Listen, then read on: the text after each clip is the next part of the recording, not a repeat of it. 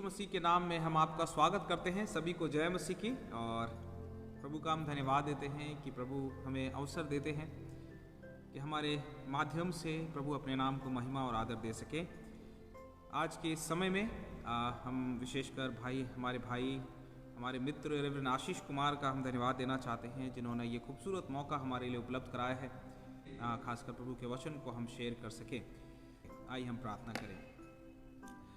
हमारे जीवन के देने वाले खुदावन, हमारे आशीषों के स्रोत परमेश्वर, हम आपका धन्यवाद करना चाहते हैं हमारे जीवन के लिए, इस बड़े अनुग्रह को करने के लिए, जब आपने हमें मौका दिया है कि प्रभु जी हम आपकी उपस्थिति में आ सकें और आपके महान नाम को हम धन्यवाद दे सकें। प्रभु जी, हम भाई आशीष के लिए जो आपके सेवक हैं, उनके जीवन के लिए, उनके परिवार के लिए, उनकी सेवकाई के लिए और उनके इस बोझ के लिए जो आपकी सेवा के प्रति है, प्रभु जी जो आपने उन्हें दिया है, इस बात के लिए हम आपको धन्यवाद देना चाहते हैं। हम अपने सेवकों के लिए जो प्रभु आपके दास हैं, जो अलग अलग जगहों में, क्षेत्रों में, अलग अलग कलीसियाओं के साथ जब हम सेवा करते हैं, प्रभु जी हमारे हर एक छोटे छोटे प्रयास को प्रभु अपनी महिमा के लिए और अपने आदर के लिए आप इस्तेमाल करें। आज की शाम इस मौके को देने के लिए हम आपको धन्यवाद देते हैं। प्रार्थना आपके प्रिय बेटे हमारे उद्धारकर्ता यीशु मसीह के नाम से मांगते हैं, आमीन। सो हम प्रभु का धन्यवाद करते हैं इस समय के लिए। और आज एडवेंट सीजन का सेकंड संडे है, सेकंड संडे ऑफ एडवेंट है। सो हम प्रभु का धन्यवाद देते हैं इस समय के लिए कि प्रभु ने अपनी महिमा के लिए हमारे जीवन को दिया है, और जो भी जरिया बनता है हम प्रभु की महिमा के लिए उस समय इस्तेमाल करना चाहते हैं। और प्रभु सच में अपने नाम को महिमा हमारे और आपके जीवन के द्वारा से देते हैं। सो हम खुदावन का धन्यवाद करना चाहते हैं। आइए आज के मनन के लिए, आज का जो थीम है वो पीस है। एडवेंट सेकंड कैंडल जो है, एडवेंट का जो सेकंड कैंडल है, कैंडल ऑफ पीस, उसके बारे में बात करेंगे। पिछले रविवार को हमने बात किया था, रेवरेंड नरेश पी सिंह हमारे भाई हैं, रेवरेंड नरेश पी सिंह जो मेथोडिस्ट चर्च बाराबंकी में सेवा करते हैं, उन्होंने कैंडल ऑफ होप के बारे में बातचीत किया था। और आज हम लोग कैंडल ऑफ पीस के बारे में हम लोग विशेषकर हम लोग अपना ध्यान हम लोग केंद्रित करेंगे।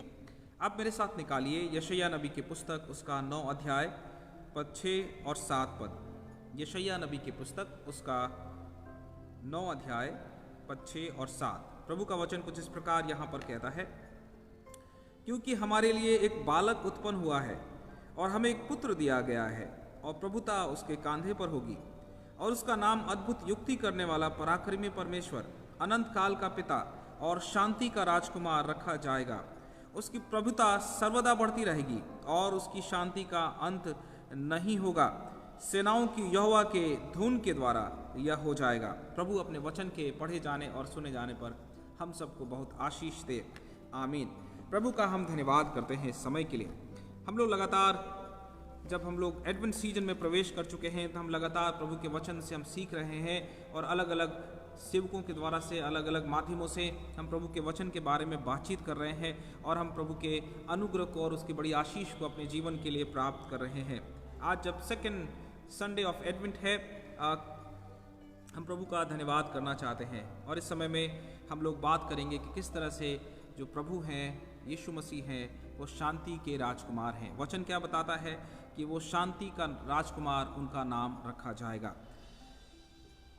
इससे पहले जब हम लोग 9 अध्याय में हम देखते हैं, यशायाह नबी की पुस्तक उसके 9 अध्याय में जब देखते हैं, तो यहाँ पर यीशु मसीह को अलग अलग तरीके से उनका नाम दिया गया है, उनका नामकरण हुआ है। जनरली जब हम किसी बच्चे के बारे में देखते हैं, उनके बारे में, तो जनरली उनका नामकरण होता है, या हम उसके बारे में अच्छी अच्छी चीज़ें बोलते हैं। लेकिन यीशु मसीह के बारे में कुछ खास है। यीशु मसीह ने खासकर ये बता दिया कि यीशु मसीह कौन होंगे और वो कैसे होंगे, उनका स्वभाव कैसा होगा, उनका राज्य कैसा होगा, उनके राज्य की उनकी प्रभुता हमेशा बढ़ती रहेगी, वो कभी भी समाप्त नहीं होगी। प्रभु का वचन ऐसा बताता है। हम यहाँ पर 2-3 चीज़ें जो हैं यीशु मसीह के नाम में हम लोग देखते हैं। यीशु मसीह के बर्थ के समय में जो अनाउंसमेंट होता है उसके बारे में देखते हैं। सबसे पहली चीज़ कि वो एक वंडरफुल काउंसलर होंगे। प्रभु यीशु मसीह जो पैदा होने वाले हैं वो क्या होंगे? वंडरफुल काउंसलर होंगे। वह उसको ऐसे कहते हैं कि उनका नाम अद्भुत युक्ति करने वाला। उसके बाद माइटी गॉड, पराक्रमी परमेश्वर होगा, और वो अनंत काल के पिता भी होंगे, और उनका नाम शांति का राजकुमार रखा जाएगा। ये खूबसूरत है परमेश्वर के वचन के द्वारा से। जब हम यीशु मसीह के बारे में देखते हैं कि कैसे यीशु मसीह इससे पहले कि उन्होंने जन्म लिया, इससे पहले कि वो अवतरित हुए हम इंसानों के लिए, उनके बारे में प्रभु का वचन भविष्यवाणी करता है। और खूबसूरत बात यह है कि ये जो भविष्यवाणी हो रही है ये यीशु मसीह के जन्म से करीब करीब 700 साल पहले हो रही है, 7 सेंचुरीज पहले। और कितना अद्भुत है, ये कितना अद्भुत है। और ये दिखाता है कि हमारे परमेश्वर कितने अद्भुत युक्ति करने वाले हमारे परमेश्वर हैं। सो हम प्रभु का धन्यवाद करना चाहते हैं। यीशु मसीह जो है यहाँ पर प्रिंस ऑफ पीस कहलाते हैं, प्रिंस ऑफ पीस कहलाते हैं। लेकिन उससे पहले यीशु मसीह क्या कहलाते हैं? अद्भुत युक्ति करने वाले हैं, जिनके पास योजना है, जिनके पास हमारे लिए योजना है, जिनके पास अपने लोगों के लिए योजना है। दूसरी बात, वो एक माइटी परमेश्वर हैं, माइटी गॉड हैं, और वो सर्व सामर्थी परमेश्वर हैं, वो पराक्रमी परमेश्वर हैं। और इसका मतलब होता है कि उनके पास क्षमता है कि वो उस योजना को जो उन्होंने बनाया है उसको वो हमारे और आपके जीवन के लिए पूरा कर सके। और तीसरी बात, एवरलास्टिंग फादर हैं। यीशु मसीह कौन है? वो एवरलास्टिंग फादर हैं, अनंत काल के पिता हैं। और ये इस बात का द्योतक है कि यीशु मसीह जो अनंत काल के पिता हैं, वो ये स्वभाव जो है उनका, ये स्वभाव जो है वो और उनके एटीट्यूड के बारे में बताता है, जो उन्हें मोटिवेट करता है कि वो अपनी योजना को हमारे और आपके लिए पूरा करें। क्योंकि वो क्या है, जब हम प्रार्थना करते हैं तो यीशु मसीह क्या कहते हैं? हे हमारे पिता आप जो स्वर्ग में हैं। यीशु मसीह हमारे स्वर्गीय पिता है और इस बात को वो भली भांति जानते हैं। वो अपने बच्चों की तरह हमारा ख्याल रखते हैं। बाइबल के अनुसार जब आप देखेंगे तो पिता होने का मतलब होता है एक व्यक्ति जो अपने परिवार को प्रोवाइड करता है और उनकी रक्षा करता है, उन्हें प्रोटेक्ट करता है, उनकी ज़रूरतों को पूरा करता है। और यीशु मसीह इन सारी बातों को पूरा करने के लिए हमारे और आपके लिए इस दुनिया में आए हैं। वचन क्या बताता है? अब प्रिंस ऑफ पीस के बारे में जब देखेंगे, यीशु मसीह कैसे शांति के राजकुमार हैं, कैसे शांति के राजकुमार हैं। शांति का जब मतलब हम देखेंगे तो शांति का जो सिंपल मतलब होता है वो होता है द अब्सेंस ऑफ कॉन्फ्लिक्ट। जब कोई समस्या नहीं है, जब कोई तकरार नहीं है, जब कोई लड़ाई झगड़े नहीं है, जब कोई युद्ध नहीं है, तो उसे हम लोग जनरली शांति के तौर पर हम लोग समझते हैं या जानते हैं। हम सभी लोग इसको ऐसे ही समझते हैं। लेकिन इब्रानी भाषा में इसका कुछ मतलब जो है वो और बृहद है, और बड़ा है, और बहुत बड़े स्तर में है इसका मतलब। इब्रानी भाषा में शांति को शालोम कहा जाता है। हम सब लोग इस शब्द से परिचित हैं। और शालोम का मतलब बहुत खूबसूरत है। शालोम का मतलब सीमित नहीं है। शालोम का मतलब शांति तो है, लेकिन वो सिर्फ सीमित शांति नहीं है। शालोम का मतलब होता है, ये अपने आप में एक पिक्चर है, एक तस्वीर है, हेल्थ के बारे में भी और होलनेस के बारे में। शालोम का मतलब होता है संपूर्णता। हमारे जीवन की हर एक ज़रूरत, हमारे जीवन की कोई भी आवश्यकता, हमारे जीवन की हर एक परिपूर्णता वो शालोम में समाहित है। और प्रभु का वचन इस प्रकार बात करता है। यीशु मसीह कौन है? शालोम है। वो शालोम के राजकुमार है, प्रिंस ऑफ शालोम है। बाइबल जब बात करता है तो इस बात को साफ साफ हमारे और आपके लिए बताता है। और हम लोग यहाँ अब हम लोग आगे क्या देखते हैं कि कैसे यीशु मसीह जो है प्रिंस ऑफ पीस है, कैसे यीशु मसीह प्रिंस ऑफ पीस हैं। आप मेरे साथ निकालिए यशायाह नबी की पुस्तक उसका 32 अध्याय, यशायाह नबी की पुस्तक उसका 32 अध्याय पद 16 से 20 पद तक। प्रभु का वचन कुछ इस प्रकार यहाँ पर कहता है। प्रभु का वचन कुछ इस प्रकार यहाँ पर कहता है, बड़ी खूबसूरत तरीके से यहाँ पर कहता है कि तब उस जंगल में न्याय बसेगा और उस फलदायक बारी में धर्म रहेगा, और धर्म का फल शांति और उसका परिणाम सदा का चैन और निश्चिंत रहना होगा। मेरे लोग शांति के स्थानों में निश्चिंत रहेंगे और विश्राम के स्थानों में सुख से रहेंगे।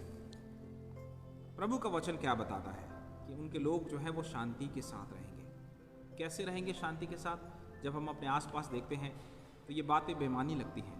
जब हम अपने आसपास अपने जीवन में देखते हैं, हमारे आसपास के परिवारों में देखते हैं, हमारी कलीसियाओं में देखते हैं, तो विभिन्न प्रकार के कॉन्फ्लिक्ट्स आपको दिखाई देंगे, विभिन्न प्रकार के झगड़े और रगड़े आपको दिखाई देंगे, विभिन्न प्रकार के डिफरेंसेस आपको दिखाई देंगे। बहुत सारी समस्याएं आपके आसपास दिखाई देंगी। लेकिन यीशु मसीह से पहले पैदा हुए उनके बारे में वचन बताता है कि वो शांति के राजकुमार होंगे। और यही तो खासियत है यीशु मसीह की, जो हमारे लिए असंभव है, जो संसार के लिए असंभव है, जो संसार बिल्कुल भी नहीं दे सकता है, यीशु मसीह वो हमारे और आपके जीवन के लिए देते हैं। यीशु मसीह वो हमारे और आपके लिए जीवन के लिए पूरा करते हैं।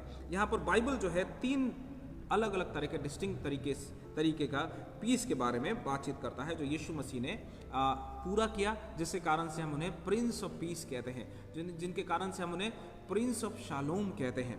वचन क्या बताता है? सबसे पहली चीज, यीशु मसीह वो हैं जिन्होंने क्या किया? हमारे और परमेश्वर के बीच में एक मेल स्थापित किया। मेल मिलाप हमारे और परमेश्वर के बीच में उन्होंने क्या किया? मेल मिलाप क्या किया? स्थापित किया। यशायाह नबी की पुस्तक उसका 53 अध्याय, यशायाह नबी की पुस्तक उसका 53 अध्याय उसका 4 से लेके 6 पद तक प्रभु का वचन कुछ इस प्रकार यहाँ पर कहता है, निश्चय उसने हमारे रोगों को सह लिया और हमारे ही दुखों को उठा लिया, और तो भी हमने उसे परमेश्वर का मारा कूटा और दुर्दशा में पड़ा हुआ समझा। परंतु वो हमारे ही अपराधों के कारण घायल किया गया, वो हमारे ही अपराधों के कारण, हम अधर्म के कामों के कारण कुचला गया। हमारे ही शांति के लिए उस पर ताड़ना पड़ी है, और उसे कोड़े खाने से हम लोग चंगे हो गए हैं। यहोवा ने हम सबों के अधर्म का बोझ उसी पर लाद दिया है। किस तरह से परमेश्वर ने अपनी योजना बनाई और उसे पूरा किया, और हमारे सारे अधर्म का बोझ यीशु मसीह पर लाद दिया, और इस प्रकार से उन्होंने हम इंसानों से और खुद से उन्होंने मेल मिलाप स्थापित किया। यीशु का बलिदान हमें परमेश्वर के साथ पीस लेके आता है, हमें परमेश्वर के साथ मेल लेके आता है। और प्रभु का वचन इस प्रकार बताता है। रोमियो की पत्री इसको और अलग तरीके से समझाता है, और इसी बारे में रोमियो की पत्री हमें और आपको इस बारे में बताती है। रोमियो की पत्री उसका 5 अध्याय, रोमियो की पत्री उसका 5 अध्याय मैं आपके लिए निकालता हूँ। रोमियो की पत्री उसका 5 अध्याय पद 1 से 11 तक है, लेकिन मैं सिर्फ 6 और 8 पद आपके लिए पढ़ता हूँ। प्रभु का वचन इस प्रकार कहता है, क्योंकि जब हम निर्बल ही थे तो मसीह ठीक समय पर हम भक्तिहीनों के लिए मरा। 8 पद कहता है कि परंतु परमेश्वर हम पर अपने प्रेम की भलाई इस रीति से प्रकट करता है कि जब हम पापी ही थे तभी मसीह हमारे लिए मरा। परमेश्वर का धन्यवाद हो कि परमेश्वर ने हमारे लिए ये खूबसूरत योजना तैयार की, और उस योजना का हिस्सा उन्होंने खुद को भी बनाया, और उसी योजना के तहत वो खुद स्वयं अवतरित होकर हम इंसानों के लिए इस दुनिया में आ गए। हम क्रिसमस के इस एडवेंट सीजन में हैं, और हम प्रभु को धन्यवाद देते हैं कि प्रभु ने इस महान योजना को संपूर्ण करने के लिए इस दुनिया में आज से 2000 साल पहले आए, और उस सारे काम को जो हमारे जीवन के लिए ज़रूरी थे, हमारी आत्मा के लिए ज़रूरी थे, हमारे स्वर्गीय जीवन के लिए ज़रूरी थे, हमारे अनंत जीवन के लिए ज़रूरी थे, उन सबको प्रभु ने पूरा किया है। दूसरी बात हम क्या देखते हैं कि परमेश्वर हमारे जीवन में शांति स्थापित करते हैं।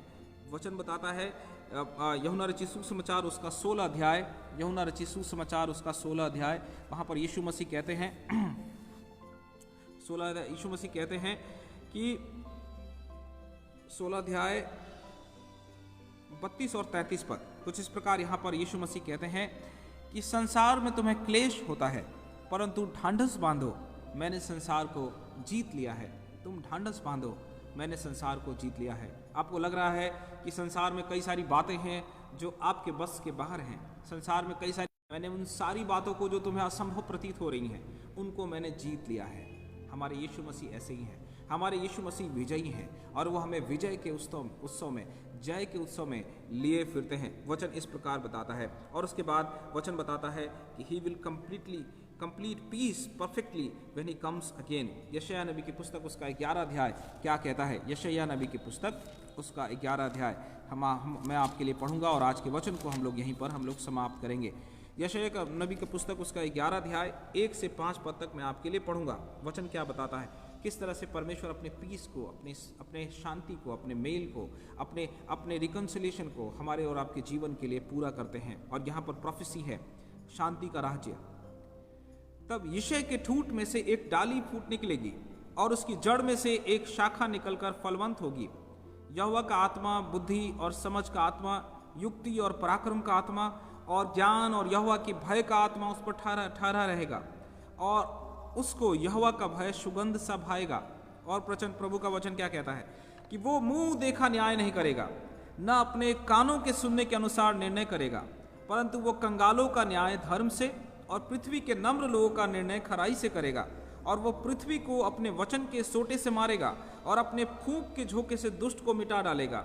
उसकी कटी का फेटा धर्म और उसकी कमर का फेटा सच्चाई होगी।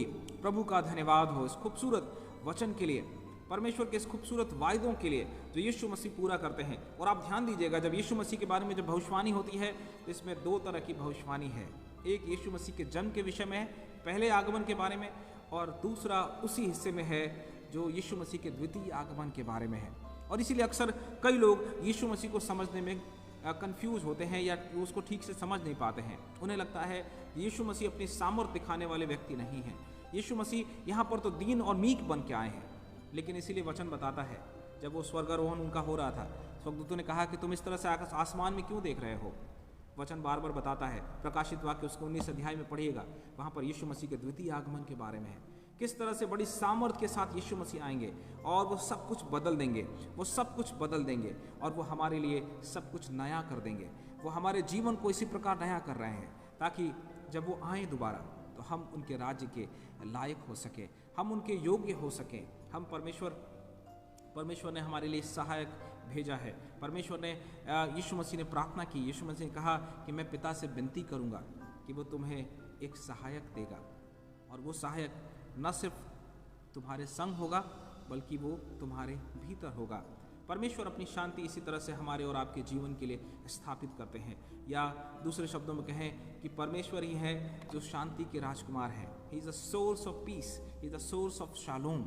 हमारे परमेश्वर ऐसे हैं, और वो सोर्स ऑफ शालोम परमेश्वर यीशु बन के हमारे और आपके लिए इस दुनिया में आ गए हैं, ताकि वचन बताता है ताकि जो कोई उन पर विश्वास करे वो नाश ना हो परंतु हमेशा की अवधि की ज़िंदगी पाए। प्रभु का धन्यवाद करते हैं समय के लिए कि आप हमारे साथ शामिल होने पाए हैं।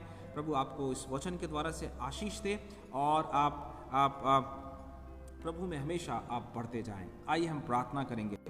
हमारे जीवन के देने वाले परमेश्वर, हम आपका धन्यवाद करना चाहते हैं। हम सभी लोगों के साथ जो इस समय हमारे साथ जुड़े हुए हैं प्रभु, उनके लिए, उनके जीवन के लिए हम आपकी आशीष और आपका अनुग्रह मांगते हैं। प्रभु जी, आपकी दया चाहते हैं खुदावंद। प्रभु जी, हर एक को आप आशीष दीजिए, विशेषकर भाई आशीष के लिए, पादरी साहब के लिए, उनके जीवन के लिए, उनके परिवार के लिए प्रभु प्रार्थना करते हैं। प्रभु अपने बड़े अनुग्रह से आप उनके जीवन को संभाले रखें और अपनी महिमा के लिए इस क्रिसमस सीजन में आप उनका इस्तेमाल करें। धन्यवाद के साथ इस प्रार्थना को आपके प्रिय बेटे यीशु मसीह के नाम से मांगते हैं, आमीन आमीन। प्रभु की आशीष ग्रहण करेंगे। और अब हमारे प्रभु यीशु मसीह का अनुग्रह, परमेश्वर पिता का प्रेम, पवित्र आत्मा की संगति और सहभागिता अब से लेकर हमेशा तक हम सभी विश्वासी भाई बहनों के साथ, खासकर हम सभी उपस्थित लोगों के साथ, रेवरेंड आशीष कुमार उनकी सेवकाई के साथ, उनके जीवन के साथ, उनके परिवार के साथ और हम सभी विश्वासी भाई बहनों के साथ अब से लेकर हमेशा तक होती रहे, आमीन। जय मसीह की। प्रभु आप सबको बहुत आशीष दे, आमीन।